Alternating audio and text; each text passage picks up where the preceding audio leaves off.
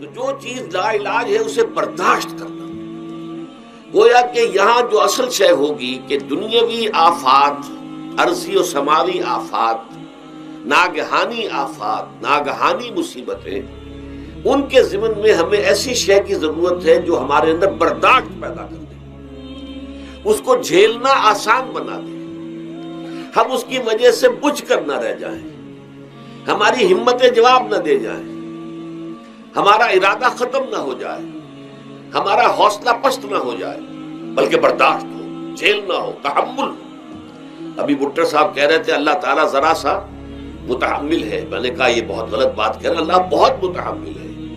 وہ ذرا سا تو یوں سمجھیے کہ ان کے کہنے کے انداز میں یہ بات آ گئی، ذرا سا رحیم بھی ہے، نہیں وہ بہت رحیم ہے، بہت متحمل ہے، بہت حلیم ہے۔ لیکن یہ کہ ہمیں یہ جو آفات سماویہ اور عرضیاں ہیں جو ہمارے اوپر آ جاتی ہیں اللہ کی طرف سے، ان کے ضمن میں ذہنی ایک ایٹیچیوڈ پیدا ہو جائے، سوچ کا ایک خاص رخ بن جائے، انسان کے احساسات ایک خاص طرف پر ڈھل جائیں، تو پھر ان کو برداشت کرنا آسان ہو جاتا ہے۔ بہرحال جو میں نے عرض کیا تھا کہ دکھ جس سے انسان متاثر ہوتا ہے، اس کی ایک قسم وہ ہے کہ جو ہمارے ارادہ اور اختیار سے باہر اللہ کی مشیت سے، اللہ کے اذن سے، اللہ کی مرضی سے آتا ہے، اس کے لیے ہمارا کام صرف برداشت ہے۔ جو شے بھی ہمیں برداشت کی صلاحیت عطا کر دے وہی اس کا علاج ہے۔ جیسے آپ کو معلوم ہے کہ بخار بہت تیز چڑھا ہوا ہے، اس کی دوا نہیں ہے اسپرین یا کوئی اور پیراسیٹامول، بخار کی شدت کو کم کر دے، وہ کوئی علاج نہیں ہے۔ علاج تو ہوگا اگر معلوم ہو کہ کون سے جراثیم ہے، کس کی وجہ سے ہے، اس کا صحیح اینٹی بایوٹک کون سا ہے، وہ دیا، وہ علاج ہوگا۔ یہ علاج نہیں ہے، لیکن اس کی شدت کی کمی اور اس کے اندر جو احساس ہے جھیل جانے کا، وہ انسان کے لیے آسان ہو جاتا ہے۔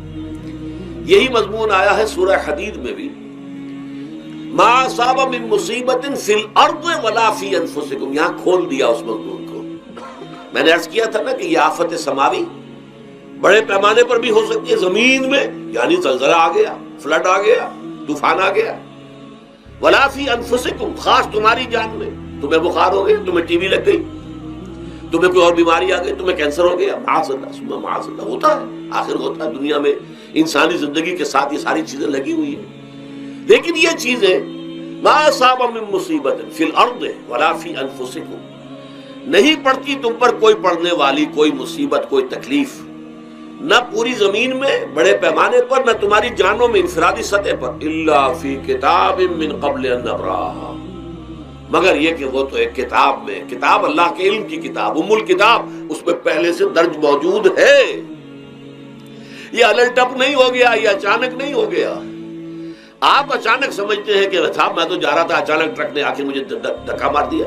اچانک کوئی شے یہاں نہیں ہوتی، اس کائنات میں پتہ تک نہیں ہلتا جب تک کہ اذن رب نہ ہو۔ اچانک کا کیا سوال؟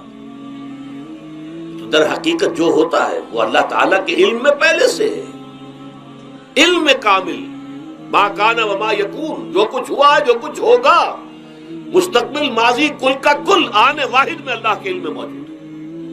لہذا یہاں اچانک کچھ نہیں ہوتا، جو بھی آیا ہے اللہ کے علم سے آیا ہے، اور یہ پہلے سے اللہ کے علم کے اندر موجود تھا، لکھا ہوا تھا، الا فی کتاب من قبل ان نبراہا ان ذلک علی اللہ یسیر۔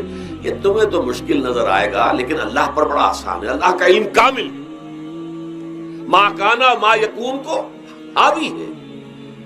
لکہ لا تاسوا علی ما فاتکم، تاکہ تم افسوس نہ کیا کرو ان چیزوں پر جو تم سے چھوٹ جائیں، جاتی رہے، چھن جائیں۔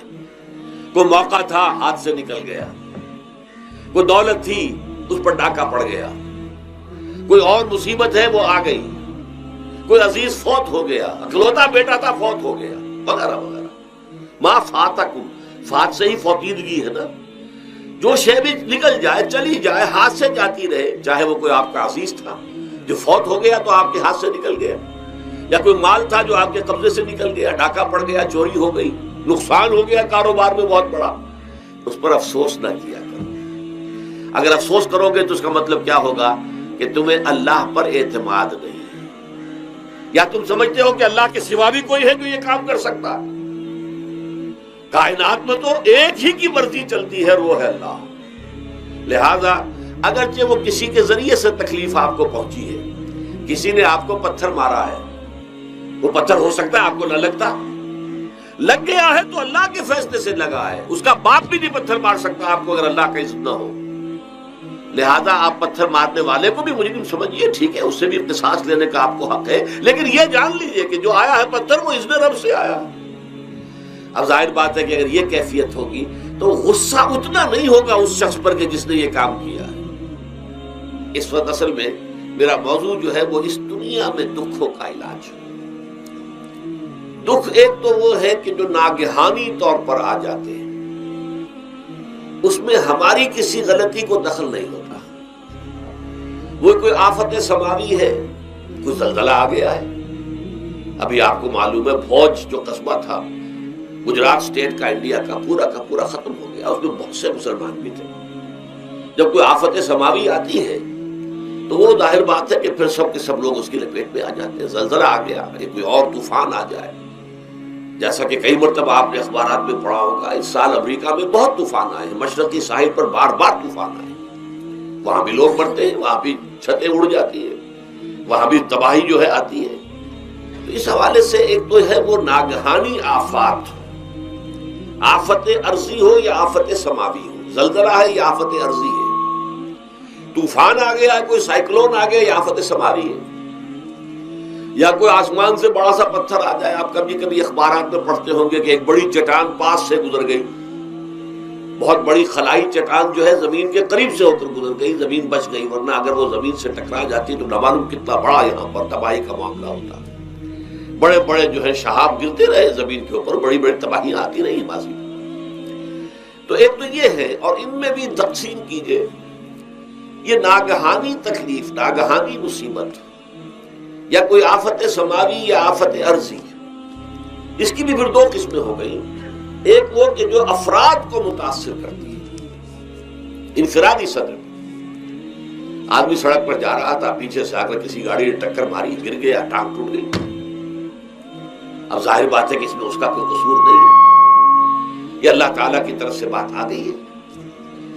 یا یہ کہ کوئی اگر اجتماعی سطح پر آیا، جیسا کہ زلزلہ ہے، یا جیسا کہ کوئی سائیکلون ہے، کوئی بڑا طوفان ہے، بہت بڑے فلڈز آ گئے ہیں۔ اس وقت بھی موزمبیق میں بہت بڑا فلڈ آیا ہوا ہے، ساؤتھ افریقہ میں، اور افریقہ میں پچھلے سال بھی بہت بڑا فلڈ آیا تھا، بڑی تباہی آئی تھی، آ رہا۔ تو یہ آفت سماوی، یہ ظاہر بات ہے کہ اجتماعی سطح پر آتی ہے، بڑی بڑی مقدار میں، تعداد میں لوگ متاثر ہوتے ہیں، لاکھوں لوگ بے گھر ہو جاتے ہیں، ہزاروں آدمی مارے جاتے ہیں۔ تو پہلی شکل جو ہے دکھ کی، جیسا کہ میں نے عرض کیا، وہ ناگہانی دکھ، کوئی آفت ارضی، کوئی آفت سماوی، خواہ وہ انفرادی ہو خواہ اجتماعی۔ اس کے ضمن میں کیا علاج ہے؟ ظاہر بات ہے کہ اس کا علاج یہ تو نہیں ہو سکتا کہ آپ اس کو ختم کر سکیں۔ انگریزی کا ایک محاورہ ہے، What cannot be cured must be endured۔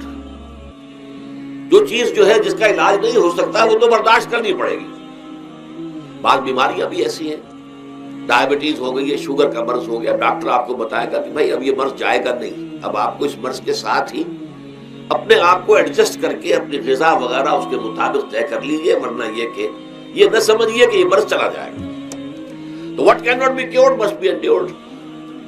لہذا ان آفت سماوی و ارضی، چاہے وہ انفرادی سطح پر متاثر کرتی ہوں انسانوں کو، اور چاہے اجتماعی سطح پر، اس کا تو علاج ایک ہی ہے۔ عربی میں بھی ایک محاورہ یہ ہے کہ کسی نے پوچھا تھا کہ بچھو کے کاٹے کا کیا علاج ہے؟ البکاء الی الصباح، رات کو اگر کاٹا ہے کسی بچھو نے تو روتے رہو صبح تک، یہ علاج ہے، اس کا اور کوئی علاج ہے ہی نہیں۔ تو جو چیز لا علاج ہے اسے برداشت کرنا، گویا کہ یہاں جو اصل شے ہوگی کہ دنیاوی آفات، ارضی و سماوی آفات، ناگہانی آفات، ناگہانی مصیبتیں، ان کے ضمن میں ہمیں ایسی شے کی ضرورت ہے جو ہمارے اندر برداشت پیدا کر دے، اس کو جھیلنا آسان بنا دے، ہم اس کی وجہ سے بجھ کر نہ رہ جائیں، ہماری ہمتیں جواب نہ دے جائیں، ہمارا ارادہ ختم نہ ہو جائے، ہمارا حوصلہ پست نہ ہو جائے، بلکہ برداشت ہو، جھیلنا ہو، تحمل۔ ابھی بھٹر صاحب کہہ رہے تھے اللہ تعالیٰ ذرا سا متحمل ہے. میں نے کہا یہ بہت غلط بات کہہ رہے، اللہ بہت متحمل ہے. وہ ذرا سا تو یوں سمجھیے کہ ان کے کہنے کے انداز میں یہ بات آ گئی، ذرا سا رحیم بھی ہے. نہیں، وہ بہت رحیم ہے، بہت متحمل ہے، بہت حلیم ہے. لیکن یہ کہ ہمیں یہ جو آفات سماویہ اور ارضیہ ہیں جو ہمارے اوپر آ جاتی ہیں اللہ کی طرف سے، ان کے ضمن میں ذہنی ایک ایٹیچیوڈ پیدا ہو جائے، سوچ کا ایک خاص رخ بن جائے، انسان کے احساسات ایک خاص طرز پر ڈھل جائیں، تو پھر ان کو برداشت کرنا آسان ہو جاتا ہے. اور وہ کیا ہے؟ وہ ہمارے ایمان کا لازمی تقاضا ہے. ایمان ہمیں یہ بتاتا ہے کہ کوئی مصیبت زمین میں آتی ہے نہ تمہاری جانوں پر آتی ہے بغیر اذن رب. جو کچھ آ رہا ہے اللہ تعالیٰ کے فیصلے سے آیا ہے. یہ کوئی اندھا بہرا مادہ نہیں ہے، یہ کوئی اندھا بھینسا نہیں ہے کہ اس نے آ کے آپ کو ٹکر مار دی ہے. نہیں، یہ تو سمیع و بصیر، علیم و خبیر اللہ اور حکیم اور قدیر اللہ کا فیصلہ ہے. لہذا یہ من جانب اللہ ہے، اس کو تم سمجھو کہ اللہ تعالیٰ کی طرف سے ہے. اور جب اللہ کی طرف سے ہے تو سورہ آل عمران میں فرمایا بیدہ الخیر، اس کے ہاتھ میں تو خیر ہی خیر ہے. یعنی بظاہر تمہیں محسوس ہوتا بھی ہو کہ یہ میرے لیے تکلیف دہ بات آ گئی ہے، تو اس کو یوں سمجھو کہ اس کا نتیجہ جو میرے حق میں نکلے گا وہ خیر ہوگا. فوری طور پر تو تکلیف ہے، مجھے اچھی نہیں لگ رہی، ناگوار ہے، لیکن نتیجہ اس کا خیر نکلے گا. جیسے بچہ بیمار ہے، ماں اسے دوا پینے پر مجبور کر رہی، کڑوی دوا ہے، وہ تو سمجھتا ہے مجھ پر بڑا ظلم ہو رہا ہے. یا آپ لے گئے اسے ڈاکٹر کے ہاں ٹیکا لگوایا ہے، وہ تو چیخ رہا ہے، رو رہا ہے، لیکن آپ کو معلوم ہے، کاش اسے بھی معلوم ہو جائے کہ یہ میرے خیر کے لیے، میرے بھلے کے لیے. اگر اسے یہ معلوم اور محسوس ہو جائے تو اس کی تکلیف اس کے اندر بہت کمی آ جائے گی، وہ سہار لے گا، اس کو وہ برداشت کرے گا. اس حوالے سے اس کا جو ہمارے دین میں اس کا نام ہے، اس ذہنی کیفیت کا، ان احساسات کا، اسے ہم کہتے ہیں تسلیم و رضا. جو کچھ آ رہا ہے اللہ کی طرف سے آ رہا ہے، لہذا سر تسلیم خم ہے. اے اللہ ہم قبول کرتے ہیں، رضا ہر حال میں تیری رضا پر راضی، جو تیرا فیصلہ ہے ہمیں بصر و چشم قبول ہے. تسلیم و رضا، ہم بھی تسلیم کی خو ڈالیں گے، بے نیازی تیری عادت ہی صحیح. اللہ تو بے نیاز ہے، لیکن اے اللہ تو ہمارے لیے جو بھی تکلیف کا تو نے فیصلہ کیا، ہم تسلیم کی خو ڈالیں گے. عادت پیدا کر لیں گے اپنے اندر کہ ہر ساقی ماریخ عین الطاف است، کہ میرا ساقی میرے پیالے میں جو کوئی ڈال دے اس کا لطف و کرم ہے. یہ مقام رضا ہے. یہ ایمان کا ایک ایسا تقاضا ہے کہ جس کو ہم کہیں گے ایمان کی حلاوت، ایمان کی مٹھاس. اگر آپ کا منہ کڑوا ہو جائے تو آپ چینی کھاتے ہیں تاکہ منہ کا ذائقہ ٹھیک ہو جائے.